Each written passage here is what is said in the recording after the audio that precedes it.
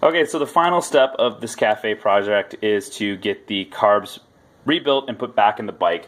So I've got my stock twin carb here. I've got to completely take this apart, rebuild it with the rebuild kit that I purchased from Too Fast Moto, and also get the pod filters installed and tuned up. This is the pod filter. It actually fits directly on the carb, but these CV carbs don't work well if you just plainly install the filter onto the carb and put it back in. You have to do quite a bit of tuning.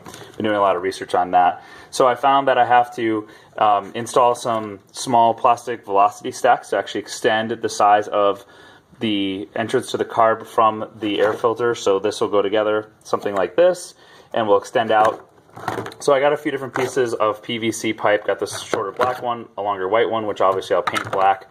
I got some new clamps to go around to hold together, and I also got this nice piece of rubber which I'll cut. That'll be the seals between the velocity stacks and the pod filters themselves. I got my new shims for inside of the carb. Got these from Jets R Us, as well as all of my new jet sizes. It was about $35 or so just to get all these jet sizes and these shims. But I bought a few different sizes. I just didn't buy just one new size. I bought a few different sizes so that way I didn't have to order more if I didn't get it right the first time. And then this is the rebuild kit. This will be one of the first things I do when I take it apart, is put in this new rebuild kit, all of these parts. It actually have the same stock jets in there, right there, but I won't be keeping those because I'll need to upgrade them to the bigger jets that I have. So the next step is to actually take this carb apart. So I'll dismantle it and then get everything ready to be put back in.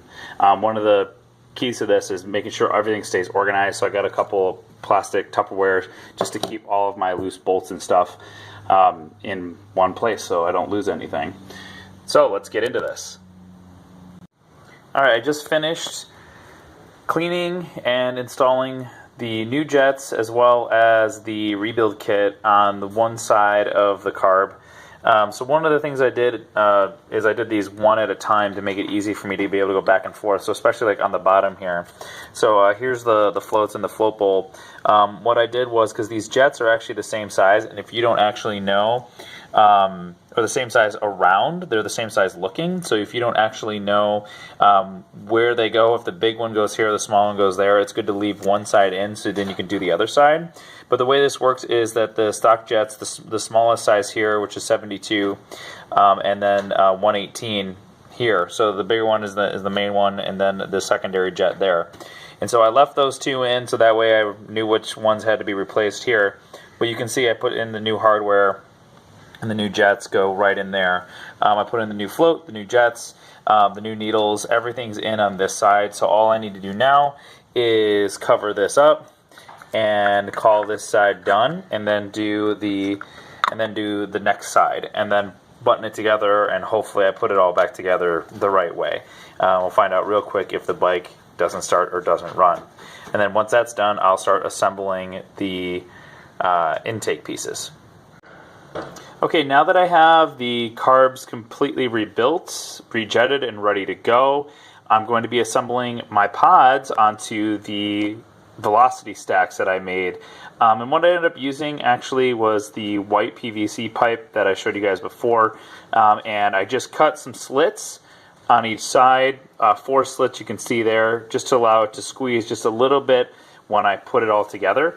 So what I'm going to be doing is sticking one end of the stack into the pod, and then the other end into this piece of rubber hose that I cut out. This is about 3/4 of an inch, and this will slip on over the other side and then over the carb itself there. And so to hold this on, this actually, I already tried to fit this in there. It actually fits really tight around there, but I'm going to be using two hose clamps on this side around that piece of rubber, and then just the one clamp that goes around the pod filter itself. So I'm going to put that together and then show you guys what it looks like. And there you have it. There is one side completely assembled with the stack and the filter attached. Got my 2 clamps here over the piece of rubber hose that I cut, and then the 1 clamp on this side. And I made sure that the screws are facing outward. They'll be facing outward on both sides to make it easy to take these off and readjust. I alternated these one up and then one down, just again, so it makes it easy to remove this if I need to. So the next step now is to finish the other side and then put this back on the bike and connect all of the throttle cables. But looking sweet. Okay, so here is the Carbs reinstalled with the pods. You can see my velocity stacks on here. The Carbs, just clamp them down really tight into the stock carb boot there, and then I've got my new piece of tubing cut underneath these two clamps, and then the cone filter, pod filter on the end. So it's all done. It's all in there really tight.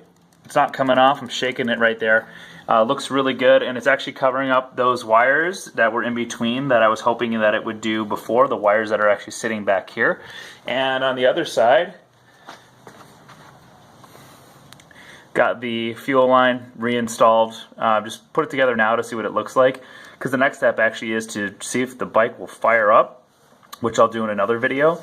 But I'm probably going to pull this off and then just run a funnel with some gas directly into the carb to see if I can get the thing to fire up. But otherwise, it looks great. There's my two pods. Looks perfect.